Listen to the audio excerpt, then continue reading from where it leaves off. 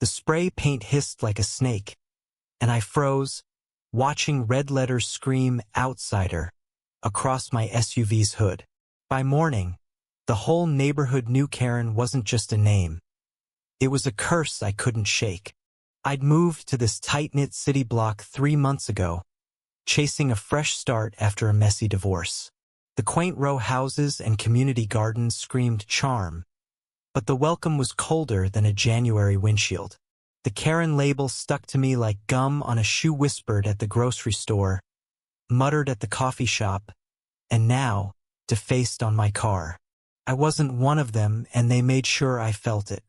The Homeowners Association, or what I called the fake HOA, wasn't even official, just a clique of self-appointed gatekeepers led by Margaret, a woman with a perm as tight as her grip on the neighborhood's soul.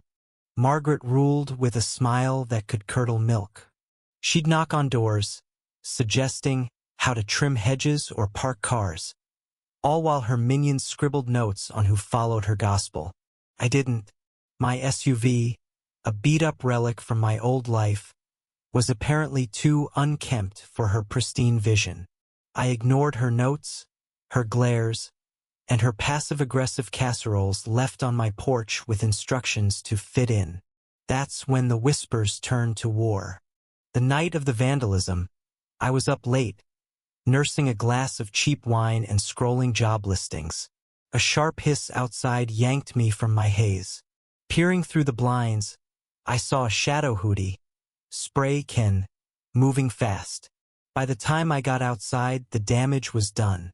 Outsider glared under the streetlight, the paint still wet, dripping like blood. My stomach churned. This wasn't just a prank. It was a declaration. Next morning, the neighborhood buzzed. Neighbors gawked from their porches, some smirking, others avoiding my eyes. Margaret sauntered over, her floral scarf a mockery of kindness. "Oh, honey," she cooed. "Maybe if you'd listened, this wouldn't have happened." I wanted to scream, but I swallowed it, knowing she'd twist my anger into proof I didn't belong. I reported the vandalism to the city, expecting a shrug.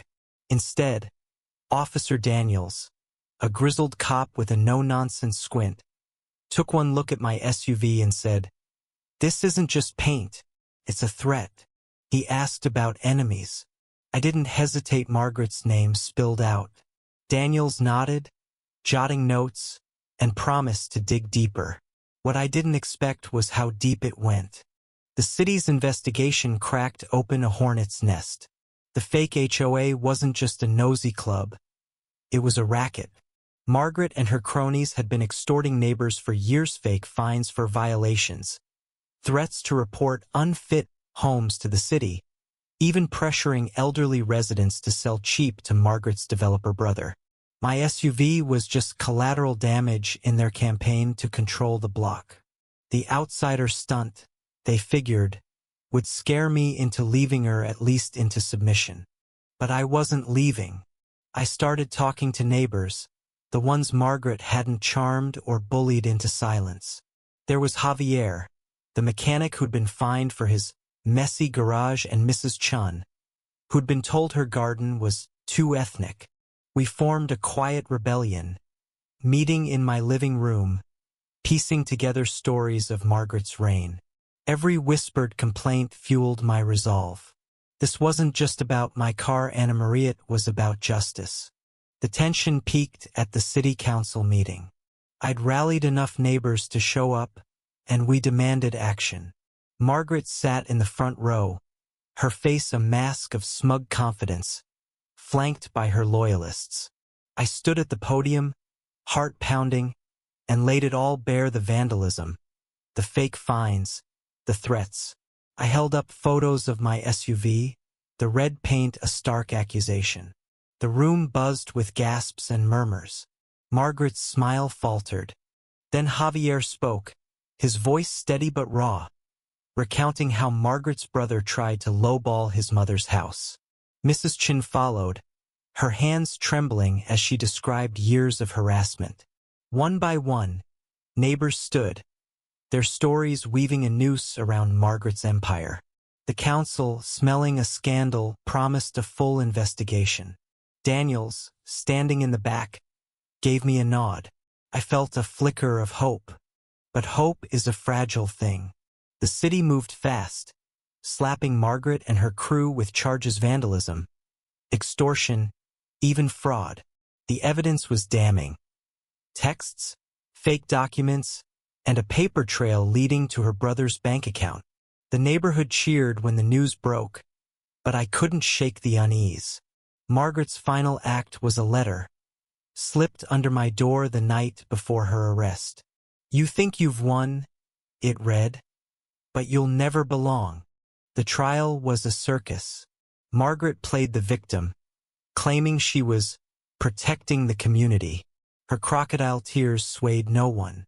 The judge sentenced her to 3 years, her brother got 5, and the fake HOA dissolved like ash in the wind. My SUV was repainted, the city footing the bill as an apology. Neighbors started smiling at me, some even apologizing. But the victory tasted bitter. I'd exposed the truth, but at what cost? The neighborhood was fractured. Families who'd once shared barbecues now avoided each other, divided by who'd sided with Margaret and who hadn't. Javier moved away, unable to forgive the neighbors who'd stayed silent. Mrs. Chun stopped gardening, her spirit broken. And me?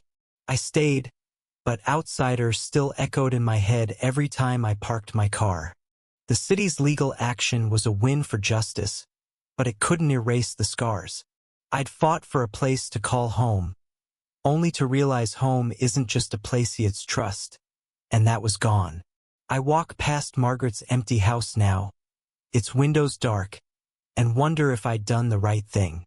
Maybe I'd pushed too hard, exposed too much, torn apart a community to prove a point. Or maybe the community was already broken, and I just held up a mirror.